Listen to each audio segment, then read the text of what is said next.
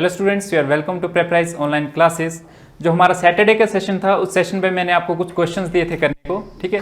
तो आज हम वो क्वेश्चन जो वो डिस्कस करेंगे। बहुत सारे स्टूडेंट ने काफ़ी अच्छे आंसर्स दिए क्वेश्चंस के, है ना। और कुछ स्टूडेंट्स को डाउट्स थे उन क्वेश्चंस में, कुछ क्वेश्चंस में डाउट्स थे। तो जिन स्टूडेंट्स को डाउट्स थे वो भी एक बार देखें उन क्वेश्चंस को, ठीक है। और जिन्होंने सही किए हैं वो एक बार अपने आंसर्स को क्रॉस चेक कर लें। तो आज का सेशन हम शुरू करने वाले हैं। फर्स्ट क्वेश्चन ये था आपके पास। ये क्वेश्चन जो था नंबर सीरीज से था, ठीक है। जो नंबर सीरीज का हमने चैप्टर किया था वहां से क्वेश्चन था। इसमें क्या है कि आपको एक नंबर दिया गया है, ठीक है। एक नंबर दिया गया है, आपको बताना है कि इस नंबर में कितने प्राइम फैक्टर्स हैं, ठीक है। तो पहले क्या करेंगे, हम इस नंबर को फैक्टराइज करेंगे। फैक्टराइजेशन मेथड से हम इसको क्या करेंगे, फैक्टराइज करेंगे। कैसे नंबर को फैक्टराइज करते हैं? सबसे पहले हमने क्या देखा कि सबसे छोटा प्राइम नंबर कौन सा हमारे पास, 2 से इसको डिवाइड किया हमने, क्या आ गया 15 0 15, ठीक है। नेक्स्ट 2 से डिवाइड नहीं होगा ये नंबर। फिर हमने देखा नेक्स्ट हमारे पास प्राइम नंबर आता है 2 के बाद 3 से डिवाइड होगा, बिल्कुल डिवाइड होगा 5 0 0 5, ठीक है।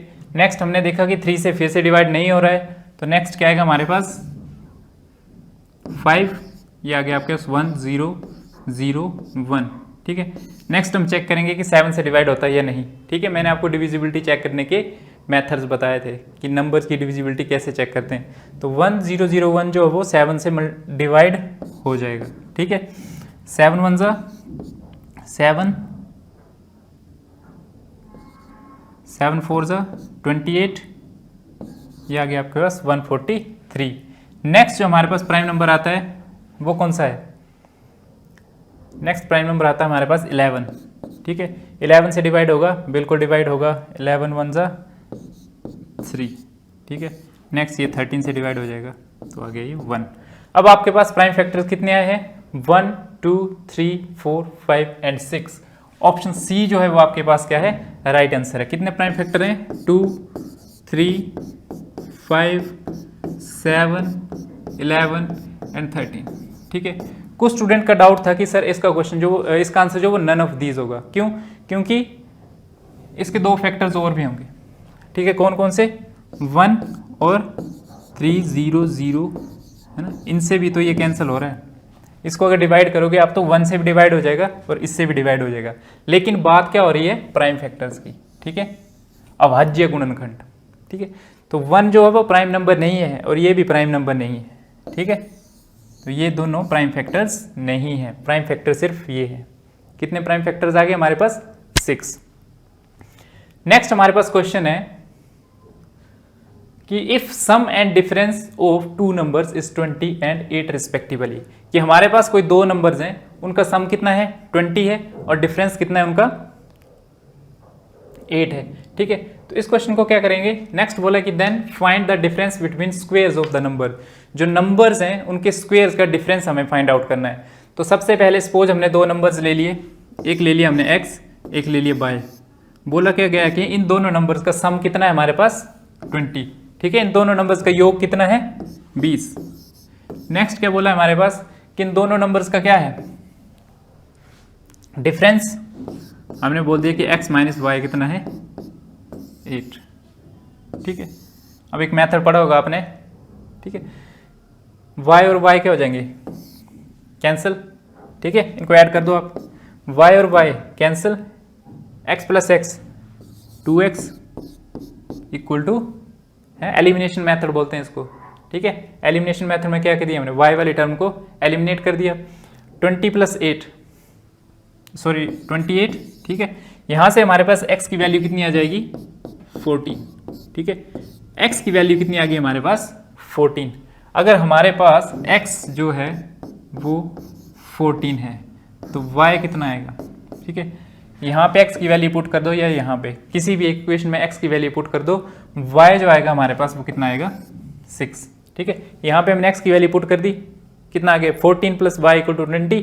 14 को दूसरी तरफ ले गए तो y क्या आ गया? 20 माइनस 14 इक्वल टू 6, ठीक है। अब पूछा क्या गया क्वेश्चन में कि आपको क्या करना है कि डिफरेंस बताना है उनके स्क्वेयर्स का, इन दोनों के स्क्वेयर्स का डिफरेंस।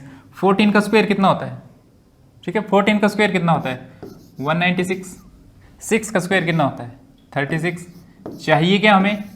चाहिए कि हमें डिफरेंस, अंतर चाहिए, माइनस कर दो, कितना आ गया ये 160। Option D is right answer. ठीक है, नेक्स्ट ये हमारे पास क्वेश्चन था कि find the reminder when 2 raise to power 89 divided by, ठीक है, डिवाइडेड बाय 89, कि 2 रेज टू पावर 89 को जब हम 89 से डिवाइड करेंगे तो हमारे पास रिमाइंडर क्या आएगा। ठीक है, जब आप 8th या 9th क्लास में आपने एक रिमाइंडर थ्योरम पढ़ी होगी। ठीक है, उसमें एक कॉन्सेप्ट था कि जब आपने क्या देखना है, ठीक है, ये कॉन्सेप्ट कब यूज होगा, ठीक है, ये कॉन्सेप्ट यूज होगा सिर्फ प्राइम नंबर के केस में। आपने क्या देखा कि ये नंबर भी एक प्राइम नंबर है और ये नंबर भी एक प्राइम नंबर है। ठीक है, ये केस सिर्फ प्राइम नंबर का है। क्या आपने क्या देखा, ये भी एक प्राइम नंबर है, ये भी एक प्राइम नंबर है। ठीक है, तो इसमें हम जो वो रिमाइंडर कैसे फाइंड आउट करते हैं, रिमाइंडर फाइंड आउट करने का तरीका क्या है कि आपने क्या करना है कि ये जो पावर है, ठीक है, इस पावर को आपने क्या कर देना है, डिवाइड करना है। किससे डिवाइड करना है, ये जो नीचे है इसके -1 से। ठीक है, 89 है तो आपने किससे डिवाइड करना है, इसको 88 से। समझ गए, यहां से क्या कर देना आपने -1, 88 से क्या कर देना आपने, इसको पावर को क्या कर देना है, डिवाइड कर देना है। 88 1 जा 88, ठीक है, 88 1 जा 88, रिमाइंडर क्या आ गया 1। ठीक है, रिमाइंडर क्या आ गया 1, रिमाइंडर आ गया। अब इस 1 रिमाइंडर का क्या करना है आपने, ये जो है 2, ठीक है, ये 2 दिख रहा है, आपने इसको ऐसे लिख देना 2 raise to power 1 divided by 89। ठीक है, यहां पे जो रिमाइंडर आएगा वो इसकी पावर आ जाएगी। ठीक है, यहां पे जो रिमाइंडर आएगा, यहाँ पे जो रिमाइंडर आएगा वो इसकी 2 की क्या बन जाएगी, पावर, और डिवाइड कर देना आपने नंबर से 89 से। जब आप 89 को 2 से डिवाइड करोगे तो रिमाइंडर कितना आएगा हमारे पास, 2 ही तो आएगा। ठीक है, ऐसे करोगे ना आप, 89 डिवाइडेड बाय 2। ठीक है, 2 क्या छोटा है, 89 बड़ा है, किससे मल्टीप्लाई होगा, 0 से। 89 0 जा 0, तो रिमाइंडर कितना आ गया आपके पास 2। ठीक है, रिमाइंडर कितना आ गया आपके पास 2। तो ऑप्शन बी जो है वो आपके पास क्या है, राइट आंसर है। ठीक है, ये केस कब यूज होगा, जब दोनों नंबर जो है वो क्या होंगे, प्राइम नंबर्स हों। ठीक है, पावर कुछ भी हो, पावर का नहीं है, ये 2 नंबर जो हैं ये दोनों क्या होने चाहिए, प्राइम नंबर्स होने चाहिए। ठीक है, नेक्स्ट कि आपको बोला गया है कि एलसीएम दिया आपको, एलसीएम 2 नंबर के एलसीएम क्या है कि उन नंबर्स के एचसीएफ के 20 गुना है।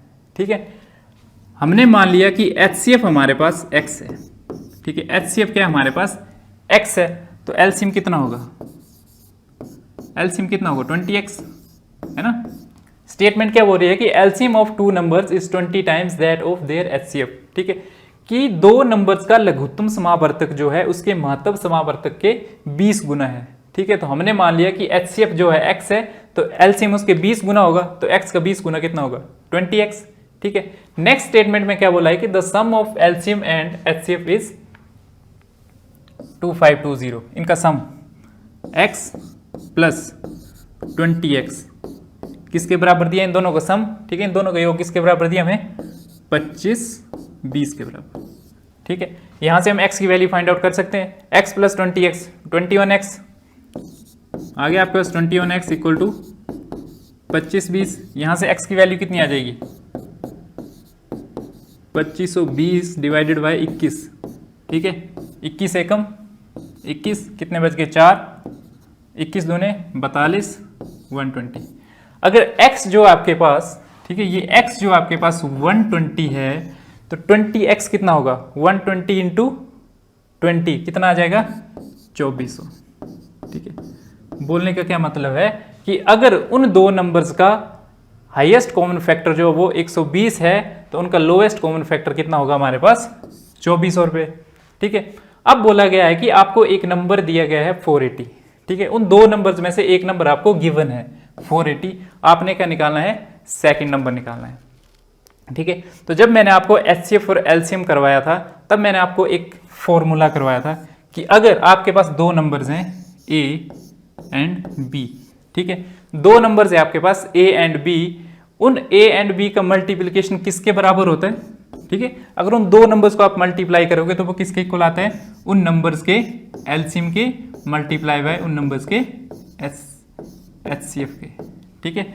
उन नंबर्स का जो मल्टीप्लिकेशन है, उन दो नंबर्स का मल्टीप्लिकेशन है वो किसके मल्टीप्लिकेशन के इक्वल होगा, उनके एलसीएम और एचसीएफ के। अब दो नंबर में से एक नंबर हमको दिया है 480, हमने बोला कि एक नंबर हमको दिया गया है 480, ठीक है। दूसरा नंबर हमको फाइंड आउट करना है, एलसीएम कितना है 2400, ठीक है। एचसीएफ कितना है 120, ठीक है। नंबर कौन सा फाइंड आउट करना है, बी को हमने इस तरफ रहने दिया और इसको हम दूसरी तरफ ले गए, यहाँ मल्टीप्लाई में दूसरी तरफ जाके क्या हो जाएगा ये डिवाइड, 2400 गुना 120 डिवाइडेड बाय 480, ठीक है। 0 से 0 कैंसिल, 12 एकम 12, 12 चौक 48, 4 एकम 4, 600। तो बी क्या आ गया आपके पास 600, ठीक है। दूसरा नंबर क्या आ गया आपके पास 600। ऑप्शन डी जो आपके पास क्या होगा राइट आंसर, ठीक है। नेक्स्ट क्वेश्चन देखते हैं हम, फिफ्थ क्वेश्चन। इसको सिंप्लीफाई करना है आपने, ठीक है। सिंप्लीफिकेशन का क्वेश्चन है ये, ऐसा क्वेश्चन हमने एक सिंप्लीफिकेशन के चैप्टर में किया भी है। इसको कैसे सिंप्लीफाई करेंगे हम, सबसे पहले ब्रैकेट के अंदर 337, ठीक है, अंडर रूट 561, 225 जो वो किसका स्क्वायर रूट होता है 15 का, आगे बाहर, ठीक है। 225 किसका स्क्वायर रूट होता है 15 का। नेक्स्ट स्टेप में कीजिए, कितना आ गया ये 337 प्लस है ना यहाँ प्लस, ठीक है, ये आ गया 576, ठीक है। स्टेप बाय स्टेप कर रहा हूँ मैं, आप स्टेप्स को स्किप भी कर सकते हो, है ना। अगर आप डायरेक्टली इनको ऐड करके स्टेप्स को स्किप भी कर सकते हो। कितना आ गया ये 337, ठीक है।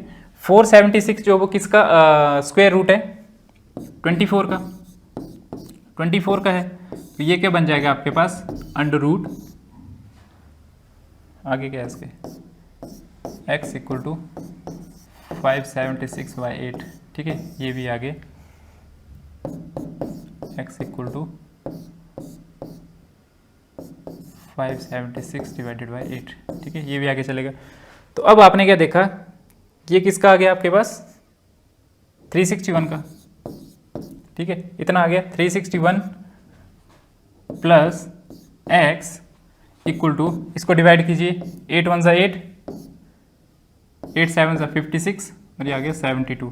तो ये क्या बन गया आपके पास इक्वल टू 72, ठीक है। ये आपके पास इक्वेशन बन गई। इसको फर्दर सॉल्व किया आपने, 361 जो वो किसका स्क्वायर रूट होता है 19 का, तो क्या बन गया आपके पास 19 प्लस x, ठीक है, इक्वल टू 72।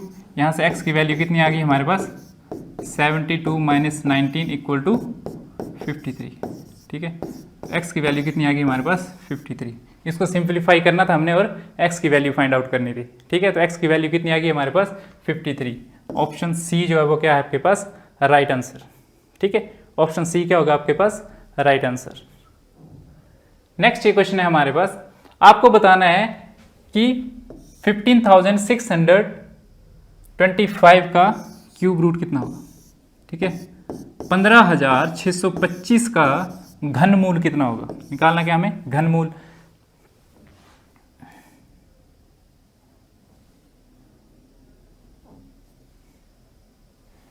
हमें क्या निकालना है घनमूल निकालना है। मैंने आपको घनमूल निकालने का तरीका एक बताया था, ठीक है। जो हमने सिंप्लीफिकेशन वाला चैप्टर किया था वहाँ पे मैंने आपको क्यूब रूट्स निकालना सिखाए थे, ठीक है।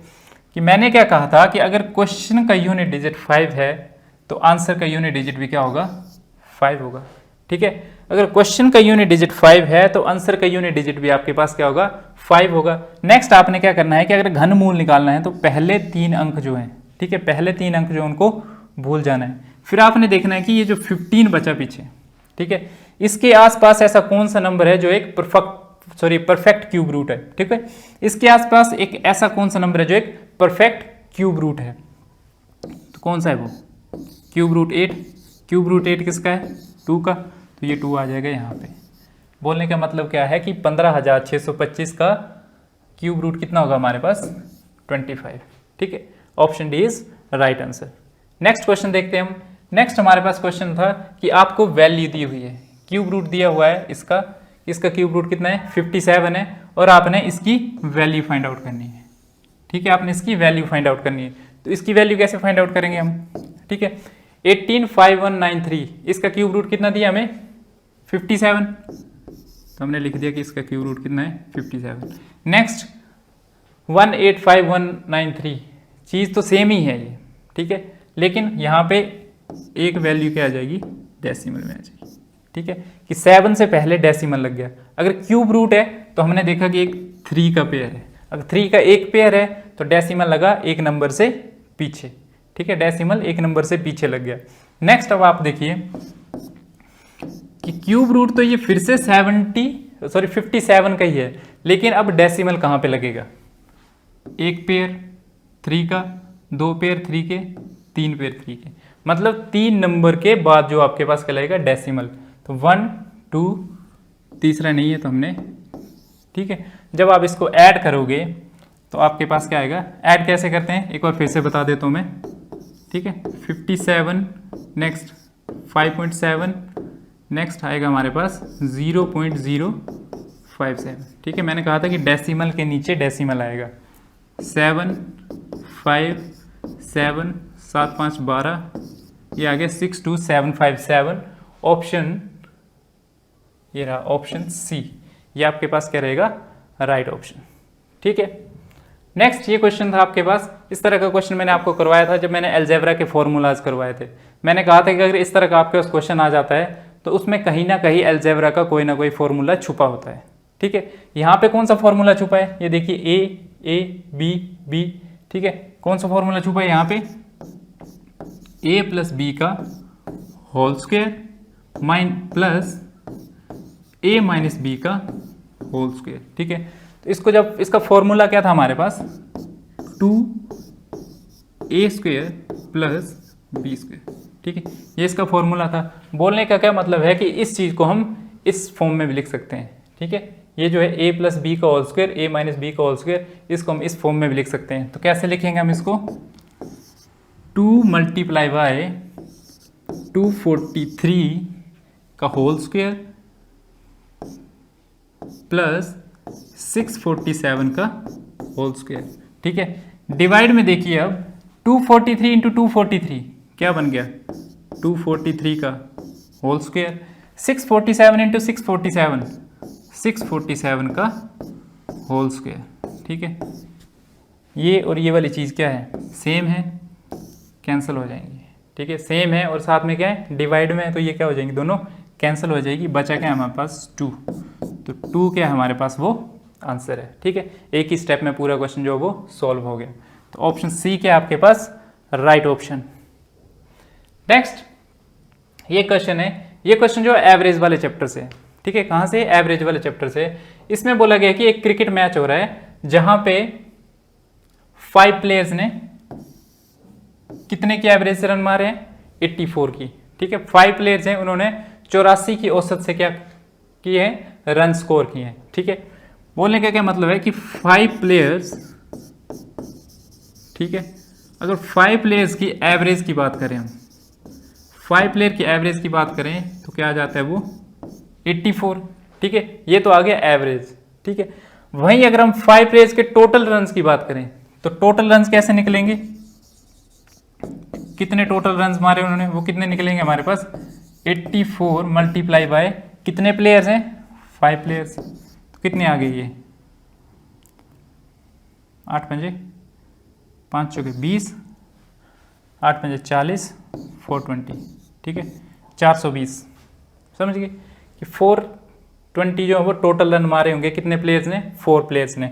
अब आपको आगे क्या दिया गया है कि 4 प्लेयर्स के रन दिए हैं, 1 2 3 4, 4 प्लेयर्स ने इतने इतने रन मारे। कितने कितने रन मारे, 122 62 79 और 24। ये रन जो है वो कितने प्लेयर ने स्कोर किए हैं, 4 प्लेयर्स ने।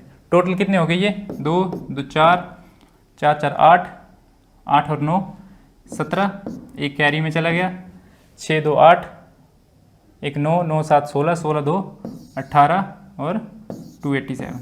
ठीक है, कि 287 रन जो कितने प्लेयर्स ने मारे होंगे, 4 प्लेयर ने।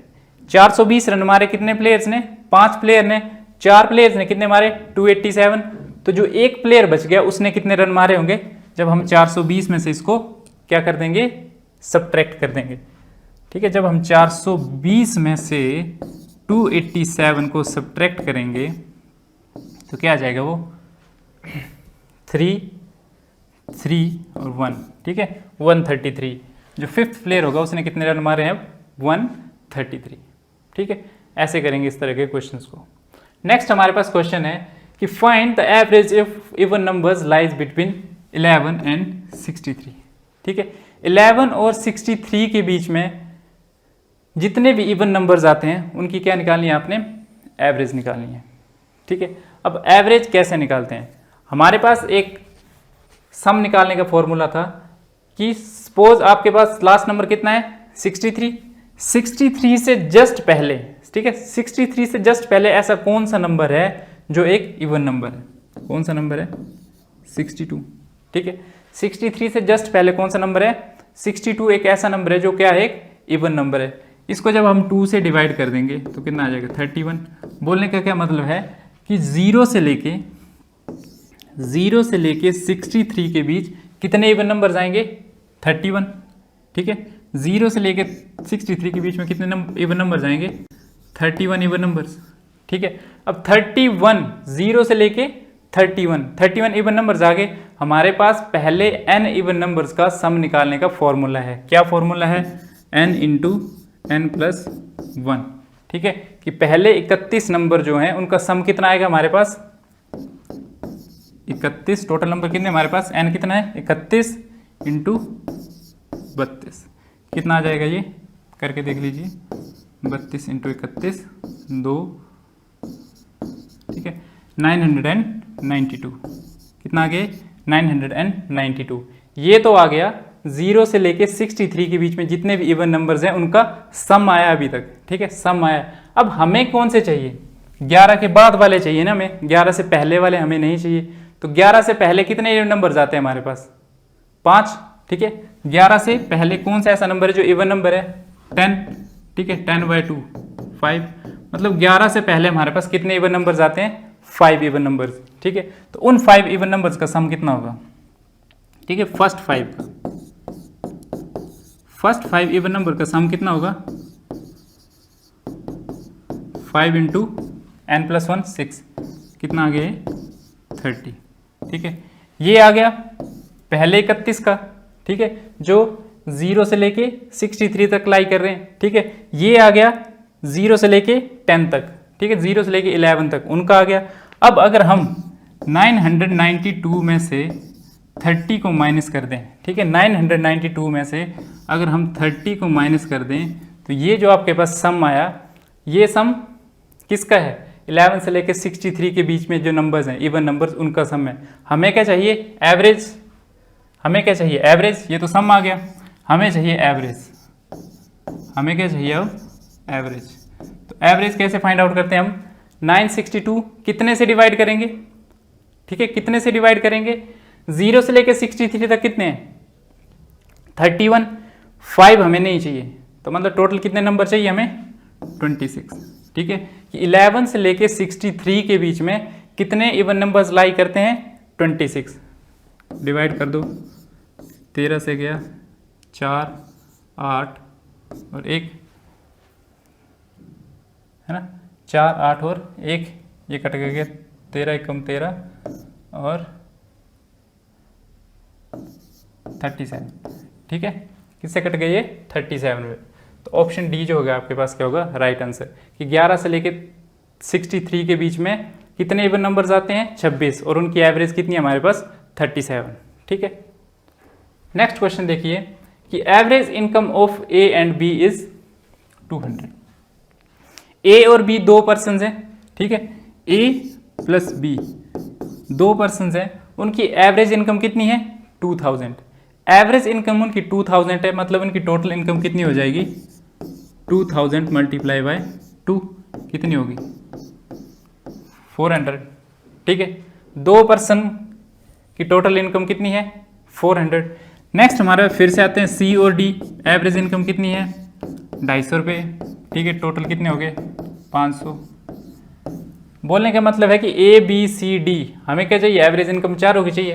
तो A B C D total कितना पैसा कमाया इन्होंने, 900 रुपये।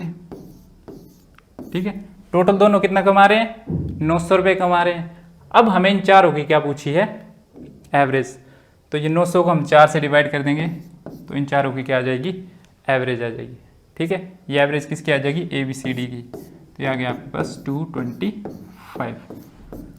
ठीक है, तो ऑप्शन ए जो है वो आपके पास क्या हो जाएगा, राइट आंसर। ठीक है, क्रॉस चेक करते रहिए। नेक्स्ट ये क्वेश्चन था, ये भी एवरेज से ही है कि 50 नंबर्स की एवरेज दी है हमें। ठीक है, 50 नंबर्स की एवरेज कितनी दी है हमें, 50 नंबर की एवरेज दी है हमें 38। ठीक है, हमें क्या निकालना है, सम कितना आएगा इसका, 38 5 जा 190, 1900। ठीक है, सम कितना आ गया इसका 1900 कि 50 नंबर्स हैं। ठीक है, 50 नंबर्स हैं, उनका सम कितना है 1900, एवरेज 38 है और सम कितना है उनका 1900। नेक्स्ट है कि अगर दो नंबर हम निकाल दें, ठीक है, दो नंबर हमने निकाल दिए, क्या निकाल दिए, 45 निकाल दिए और 55 निकाल दिए। ठीक है, इस टोटल सम में से हमने दो नंबर निकाल दिए, तो कितने निकाले हमने, 100। ठीक है, 1900 में से जब हमने 100 निकाल दिया तो कितना बचा, 1800। अब बोला है कि जो बचे हुए नंबर्स हैं, ठीक है, जो बचे हुए नंबर्स हैं, रिमेनिंग नंबर जो बचे हुए नंबर है उनका एवरेज कितना होगा। तो 1800 को हम किससे डिवाइड करेंगे, ठीक है, 1800 को हम डिवाइड करेंगे अब 50 से ना डिवाइड करके हम कितने से डिवाइड करेंगे, 48 से। ठीक है, क्योंकि ये जो एवरेज है वो कितने की है, 50 नंबर्स की है। दो नंबर्स हमने बाहर निकाल दिए, 50 में से दो नंबर बाहर निकाल दिए, अब कितने बच रहे हैं, 48। 48 का सम कितना है, 1800। तो एवरेज कितनी आएगी हमारे पास, इसको जब करोगे आप तो ये आ जाएगी 24, ये आ जाएगा 900, ये आ जाएगा 12, ये आ जाएगा 450। 12 से कर दीजिए, 12 × 12, 37.5। ठीक है, 37.5 जो आपके पास एवरेज आ गई। ठीक है, जो बचे हुए नंबर हैं उनकी एवरेज कितनी है, 37.5। ठीक है, पहले 50 नंबर की एवरेज कितनी थी, 38 थी, दो नंबर निकाल लिए, अब जो बाकी के 48 नंबर बच गए उनकी एवरेज कितनी आ गई, 37.5। नेक्स्ट क्वेश्चन है हमारे पास, ये क्वेश्चन हमारे पास रेशियो से है। ठीक है, रेशियो एंड प्रोपोर्शन से, कि दो नंबर्स हैं उनकी रेशियो कितनी है, 1:3। ठीक है, दो नंबर्स दिए आपको, उनकी रेशियो कितनी है, 1:3। अगर एक नंबर 1 है तो दूसरा नंबर कितना होगा, 3। अब बोला क्या है कि उन दोनों नंबर्स का सम कितना है हमारे पास, 240। हमने मान लिया कि जो एक नंबर है ये x है, अगर ये x होगा तो ये कितना होगा हमारे पास, 3x। ठीक है, इसको अगर हमने x मान लिया तो ये कितना होगा हमारे पास, 3x। ठीक है, अब क्या बोला है कि सम, इन दोनों नंबर का सम किसके इक्वल है, 240 के इक्वल। ठीक है, x + 3x 4x, तो यहाँ से x की वैल्यू कितनी आ जाएगी, 240 / 4 = 60। ठीक है, बोलने का क्या मतलब है कि अगर x जो हमारे पास 60 है, ठीक है, अगर x जो हमारे पास 60 है तो ये 3x कितना होगा, 180।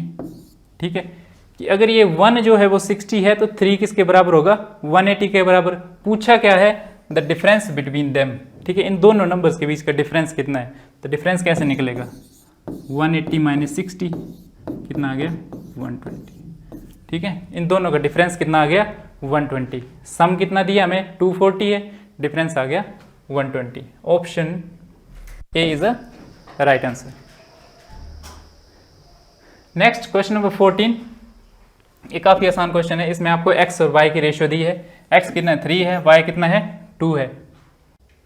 ठीक है, अब आपने क्या करना है कि इन वैल्यूज को इसमें सिर्फ पुट करना है आपने। ठीक है, तो x कितना है हमारे पास, 3, y कितना है, 2, x कितना है, 3, y कितना है, 2। ठीक है, तो कितना आ जाएगा, 5 / 1। तो ये फ्रैक्शन में आ गया, फ्रैक्शन को रेशियो में लिख सकते हो आप। रेशियो में क्या आ जाएगा, 5:1। ठीक है, कि x y कितना आ गया अब आपके पास, 5:1। Option C is a right answer. ठीक है, ये काफ़ी आसान क्वेश्चन था। नेक्स्ट ये आपके पास क्वेश्चन है, ये क्वेश्चन आएगा आपके पास परसेंटेज वाले टॉपिक से। ठीक है, ये क्वेश्चन कहाँ से, परसेंटेज वाले टॉपिक से, कि राम की इनकम जो है वो श्याम की इनकम से कितनी ज़्यादा है, 25% ज़्यादा है। ठीक है, राम की इनकम जो है वो श्याम की इनकम से कितनी ज़्यादा है, 25% ज़्यादा है। हमने बोल दिया कि श्याम की जो इनकम है वो कितनी है, 100 है। ठीक है, श्याम की इनकम क्या है, 100 है। अब राम की जो इनकम है वो 25% ज़्यादा है। ठीक है, राम की इनकम जो है 25% इंक्रीज हो रही है, मतलब ज़्यादा है, किससे, श्याम से। अगर श्याम 100 रुपये कमा रहा है, ठीक है, तो राम जो उससे 25% ज़्यादा कमाएगा, तो 100 का 25% कितना हो गया, 25, मतलब राम कितना कमाएगा, 125।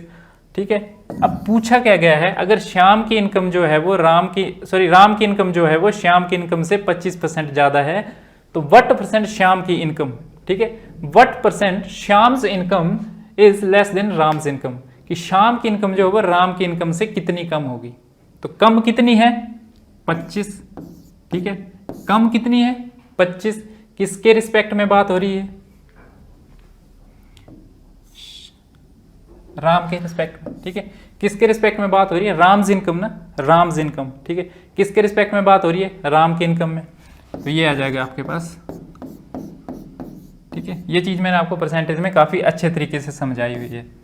4 और 5 इसको काट के आ जाएगा 20%।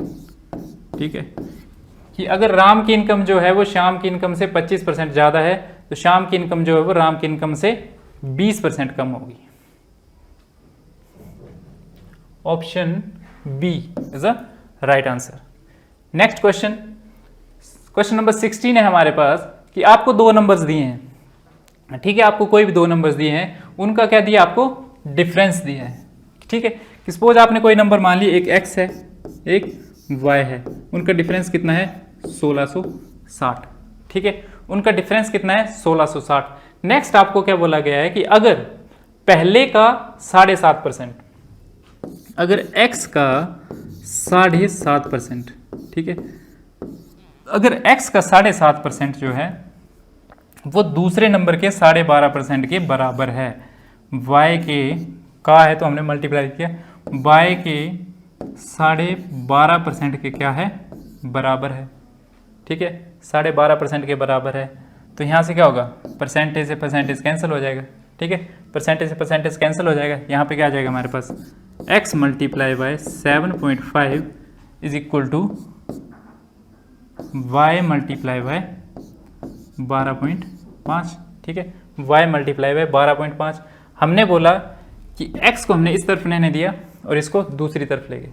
ठीक है, 7.5 को दूसरी साइड ले गए, तो कितना आ गया है, y multiply by 12.5 divided by 7.5। ठीक है, इनको जब डिवाइड करोगे तो कितना आ जाएगा, ये 5/3। ठीक है, बोलने का क्या मतलब है कि x की वैल्यू कितनी आ जाएगी आपके पास, 5y/3। ठीक है, x की वैल्यू कितनी आ गई आपके पास, 5y/3। ठीक है, इस x की वैल्यू को आपने यहाँ पे पुट कर देना है। ठीक है, ये जो फर्स्ट इक्वेशन आई, इस फर्स्ट इक्वेशन में आपने क्या करना है, इस x की वैल्यू को पुट कर देना है।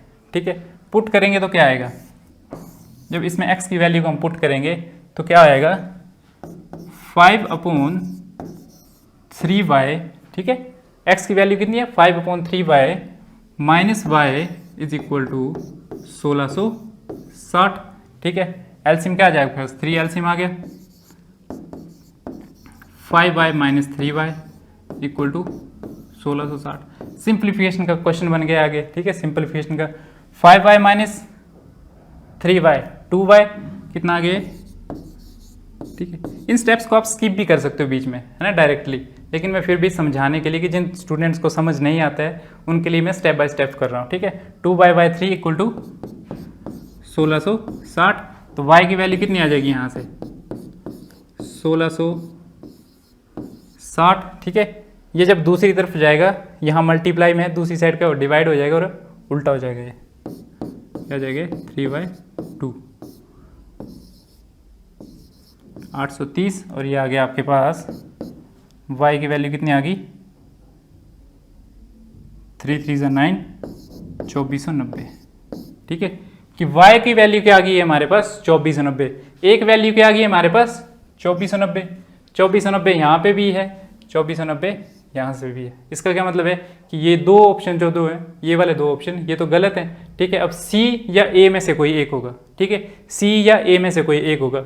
अगर y जो आपका कितना है 2490 है, तो y की वैल्यू यहाँ पे पुट कर दीजिए आप, ठीक है, y की वैल्यू यहाँ पे पुट कर दीजिए आप।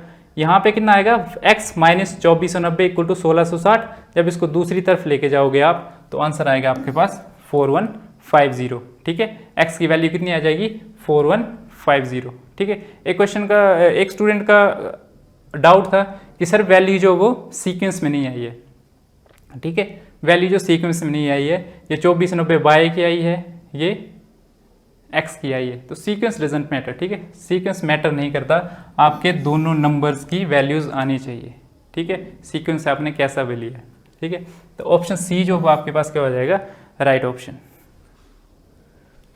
नेक्स्ट ये आपके पास क्वेश्चन है, ऐसा क्वेश्चन मैंने आपको करवाया हुआ था, ठीक है, ऐसा एक क्वेश्चन करवाया था मैंने आपको कि एक स्टूडेंट है वो एक नंबर है उसको क्या कर रहा है 5 से मल्टीप्लाई करने के बजाय क्या कर देगा वो 5 से डिवाइड कर देगा, तो आपको एरर परसेंट बताना है उसमें, ठीक है। वैसा सेम क्वेश्चन है कि एक स्टूडेंट क्या कर रहा है कि एक नंबर को 3/5 से डिवाइड कर दे रहा है, ठीक है, वो क्या कर रहा है कि एक नंबर को मल्टीप्लाई कर दे रहा है किससे 3/5 से, ठीक है, कोई एक नंबर है, ठीक है, नंबर हम कैसे लेंगे वो भी बताऊंगा मैं, कि कोई एक नंबर है उसको 3/5 से वो क्या कर देता है,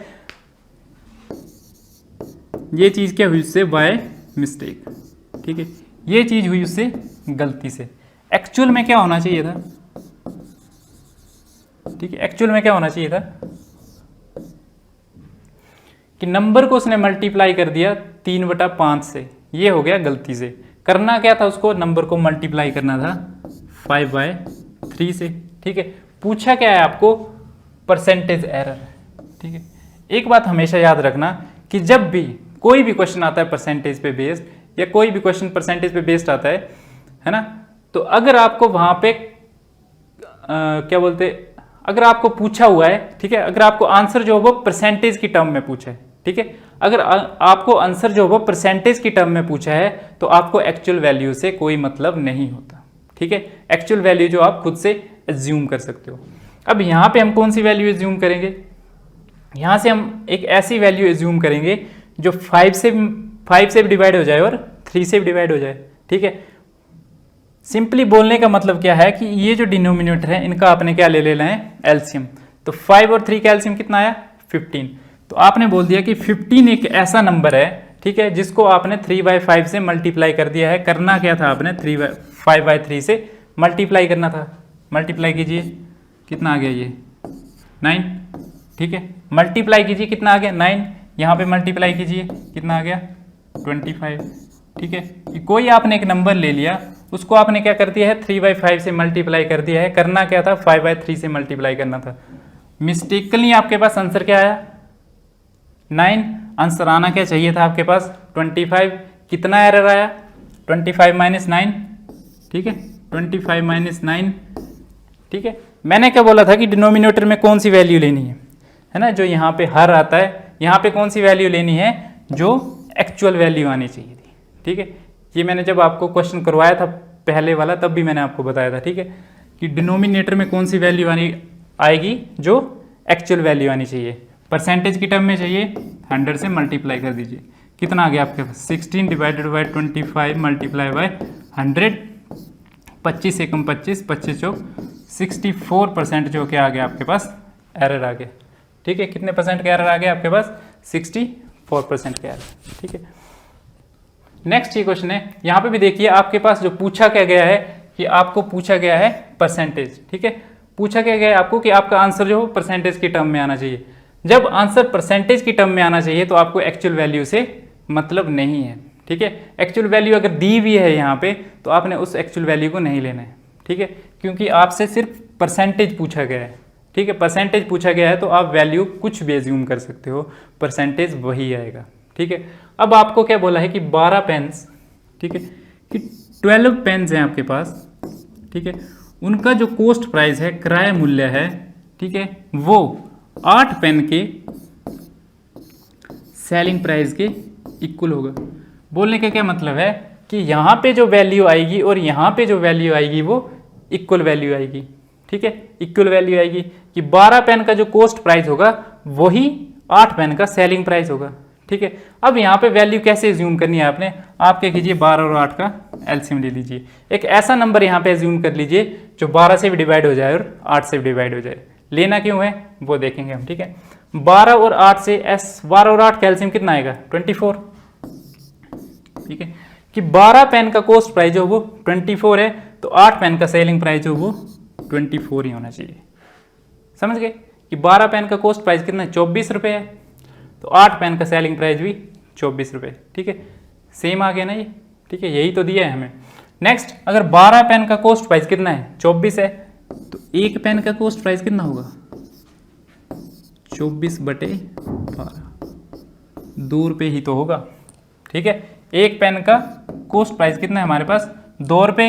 यहां से 1 पेन का सेलिंग प्राइस कितना आ गया हमारे पास 24/8 = 3 रुपये। ठीक है, कि 2 रुपये में वो पेन खरीद रहा है और 3 रुपये में पेन वो बेच दे रहा है। तो हो क्या रहा है, उसे गेन ही हो रहा है ना। ठीक है, प्रॉफिट हो रहा है ना उसे कि 2 रुपये में खरीद रहा है 3 में बेच रहा है तो प्रॉफिट हो रहा है। कितने का प्रॉफिट हो रहा है उसे 1 रुपये का प्रॉफिट। किस पे होता है प्रॉफिट कैलकुलेट कॉस्ट प्राइस पे। ठीक है, जब मैंने आपको प्रॉफिट लॉस वाला चैप्टर करवाया था मैंने आपको कहा था कि प्रॉफिट और लॉस हमेशा कॉस्ट प्राइस पे कैलकुलेट होते हैं। ठीक है, परसेंटेज चाहिए 100 से मल्टीप्लाई कर दिया, कितने परसेंट का लॉस प्रॉफिट हुआ उसे 50% का प्रॉफिट। ठीक है, 50% का क्या हुआ उसे प्रॉफिट। नेक्स्ट क्वेश्चन, फिर से आपसे क्या पूछा गया है परसेंटेज की टर्म में तो पूछा गया है। ठीक है, फिर से आपके पास क्या पूछा गया है परसेंटेज की टर्म में पूछा गया है। हमको एक्चुअल वैल्यू से कोई मतलब नहीं है। 2 तरह से क्वेश्चन को करेंगे। ठीक है, हमने मान लिया कि सेलिंग प्राइस जो है वो कितना है। ठीक है, हमने मान लिया कि सेलिंग प्राइस जो वो कितना है 300 रुपये। ठीक है, क्या मान लिया हमने सेलिंग प्राइस जो है वो 300 रुपये। अब बोला गया if loss is 1/3 of selling price, और लॉस कितना हो गया आपको, लॉस कितना हो गया 1/3 ऑफ सेलिंग प्राइस। लॉस कितना हो गया आपको 100 रुपये। ठीक है, लॉस कितना हो गया आपको 100 रुपये। हमने मान लिया कि है ना, इसका मल्टीपल लेना आपने जो नीचे दिए हुए। हमने मान लिया कि सेलिंग प्राइस कितना है 300 रुपये, लॉस कितना हो गया आपको वो 100 रुपये। ठीक है, तो कॉस्ट प्राइस कैसे निकलेगा, कॉस्ट प्राइस क्या होगा कि अगर हम सेलिंग प्राइस और लॉस को ऐड कर दें।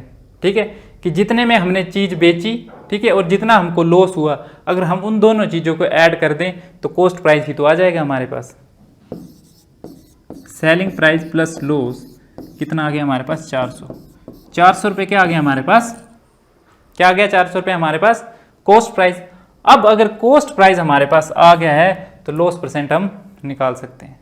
ठीक है, कॉस्ट प्राइस अगर हमारे पास आ गया है तो हम लॉस परसेंट निकाल सकते हैं। ठीक है, लॉस परसेंट कितना आएगा हमारे पास, लॉस कितना है हमारे पास 100 रुपये। प्रॉफिट एंड लॉस किस पे कैलकुलेट होता है कॉस्ट प्राइस पे, मल्टीप्लाई बाय 100। कितने परसेंट का लॉस हुआ 25% का लॉस। ठीक है, एक तरीका तो था इस क्वेश्चन को करने का ये, अगर आप ऐसे ऐसे वैल्यू एज्यूम कर लेते। अगर आपको डायरेक्टली भी करना होता तो आपने क्या देखा कि 1/3 है ना। ठीक है, लॉस क्या है 1/3 है। आपने बोल दिया कि 3 जो है हमारे पास वो सेलिंग प्राइस है। ठीक है, 3 जो है हमारे पास वो सेलिंग प्राइस है और 1 जो है हमारे पास वो क्या है लॉस है। ठीक है, ये हमारे पास 3 रुपये सेलिंग प्राइस है, उस पर 1 रुपये का क्या हो रहा है हमें लॉस हो रहा है। तो कॉस्ट प्राइस क्या होगा 3 + 1 4। ठीक है, कि 3 रुपये की चीज़ बेच रहे हो, 1 रुपये का लॉस हो रहा है, तो एक्चुअल में प्राइस कितना था उसका 4 रुपये। लॉस परसेंट निकाल लो, कितना लॉस हो रहा है 1 रुपये का। कॉस्ट प्राइस कितना है 4 डिवाइड कर दिया 100 से, आ गया 25%। ठीक है, कैसे भी करो आंसर जो आपके पास सेम ही आना चाहिए। ठीक है, option C is a right answer. ठीक है, ये आज का हमारा लास्ट क्वेश्चन था। ठीक है, कि डिफरेंस दिया आपको कॉस्ट प्राइस और सेलिंग प्राइस का, ठीक है। कॉस्ट प्राइस और सेलिंग प्राइस का आपको डिफरेंस दिया है। सपोज आपको बोल दिया है कि cost price minus selling price equal to 240। एक केस तो ये बन जाना था, एक केस बनना था कि selling price minus cost price equal to 240, ठीक है ना। हमें ये तो ना पता कि सेलिंग प्राइस ज़्यादा है कि कॉस्ट प्राइस ज़्यादा है, हमें तो सिर्फ डिफरेंस दिया है, ठीक है। अब एक केस ये हो सकता था, एक केस ये हो सकता था। अगर कॉस्ट प्राइस ज़्यादा होता, ठीक है, तब तो हमें क्या होता, लॉस, है ना। अगर कॉस्ट प्राइस ज़्यादा होता, ठीक है, कॉस्ट प्राइस ज़्यादा होता और सेलिंग प्राइस कम होता, तब हमें क्या होता, लॉस। तब ये वाली कंडीशन सेटिस्फाई कर जाती। अगर सेलिंग प्राइस ज़्यादा होता और कॉस्ट प्राइस कम होता, तब प्रॉफिट होना था, ठीक है। तब ये क्या आ जाना, तो 240 प्रॉफिट।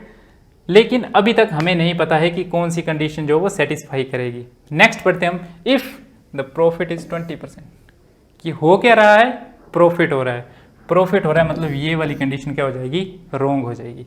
तो आपके पास क्या आ गया, selling price minus cost price equal to 240। और जब सेलिंग प्राइस में से कॉस्ट प्राइस को हम माइनस करते हैं तो एक्चुअल में वो चीज़ क्या होती है, प्रॉफिट। प्रॉफिट ही तो होता है वो, ठीक है। वो चीज़ क्या होती है हमारे पास, प्रॉफिट। बोलने का क्या मतलब है कि 240 रुपये क्या हमारे पास प्रॉफिट है, ठीक है। 240 रुपये जो हमारे पास प्रॉफिट है, और हमको क्या बोला गया है कि ये 240% प्रॉफिट जो है वो परसेंटेज में कितना है, 20%। तो हम बोल सकते हैं कि 20% जो है वो 240 के बराबर है ना। हम बोल सकते हैं ना कि 20% जो है वो एक्चुअल में कितने के बराबर है, 240 के बराबर है। तो ये 20% किसका होगा, कॉस्ट प्राइस का। कॉस्ट प्राइस एक्चुअल में क्या होता है, किसी भी चीज़ का एक्चुअल प्राइस क्या होता है, 100%, ठीक है। परसेंटेज में 100% ही तो होगा। तो हमने बोल दिया कि अगर 20% 240 के बराबर है तो 100% किसके बराबर होगा, 240/20 गुणा 100, जिसके बराबर हो गया ये 1200, ठीक है। ये कॉस्ट प्राइस क्या हो गया अब आपके पास, 1200 रुपये, ठीक है। अगर प्रॉफिट 240 है तो कॉस्ट प्राइस कितना है, कितना है कॉस्ट प्राइस हमारे पास, 1200 रुपये। अगर कॉस्ट प्राइस 1200 रुपये है तो सेलिंग प्राइस क्या होता है हमारे पास, कॉस्ट प्राइस में अगर हम प्रॉफिट को ऐड कर दें, ठीक है, विक्रय मूल्य में क्रय मूल्य में अगर हम लाभ को ऐड कर दें तो हमारे पास विक्रय मूल्य बन जाता है। तो आ गया ना हमारे पास 1200 प्लस 240 कितना आ गया, 1440, ठीक है। 1440 क्या है, उसका सेलिंग प्राइस है जो पूछा हुआ है। तो ऑप्शन ए बी सी कहीं नहीं है, मतलब ऑप्शन डी जो है वो आपके पास क्या हो जाएगा, right answer, none of these, ठीक है। 1440 ना ए में दिया है, ना बी में दिया है, ना सी में दिया है, मतलब आपके पास आंसर क्या हो जाएगा अब, नन ऑफ दीज, ठीक है। तो ये थे हमारे 20 क्वेश्चन जो हमने सैटरडे के सेशन में मैंने आपको सॉल्व करने को दिए थे, ठीक है। और आज के सेशन में हमने ये क्वेश्चन डिस्कस किए। जिन स्टूडेंट्स को समझ नहीं आए थे कुछ क्वेश्चन में डाउट्स थे, ठीक है, वो एक बार इनको देख लें, ठीक है। एंड आई होप कि उनके डाउट्स क्लियर हो गए होंगे। और जिन स्टूडेंट्स ने सॉल्व कर लिया इन क्वेश्चन को वो एक बार क्रॉस चेक कर लें, ठीक है। और कमेंट सेक्शन में आपने हमको बताना है कि आपके क्या क्या स्कोर्स रहे हैं, ठीक है। जो हमारा कल का सेशन रहेगा वो फिर से टाइम एंड वर्क का ही सेशन रहेगा, है ना। टाइम एंड वर्क का सेशन जो हमारा भी कंटिन्यू रहेगा कल से, और उसके बाद हम नेक्स्ट जितने भी टॉपिक्स हैं उनको कंटिन्यू करेंगे। और जो भी हमारे चैनल पे नए हैं वो प्लीज़ हमारे चैनल को सब्सक्राइब जरूर करें, ठीक है। और अगर आपको हमारी वीडियोस अच्छी लगती हैं तो हमारी वीडियोस को लाइक करें, अपने फ्रेंड्स के साथ शेयर करें। तो मिलते हैं हम कल के सेशन में, तब तक के लिए thank you so much, have a nice day.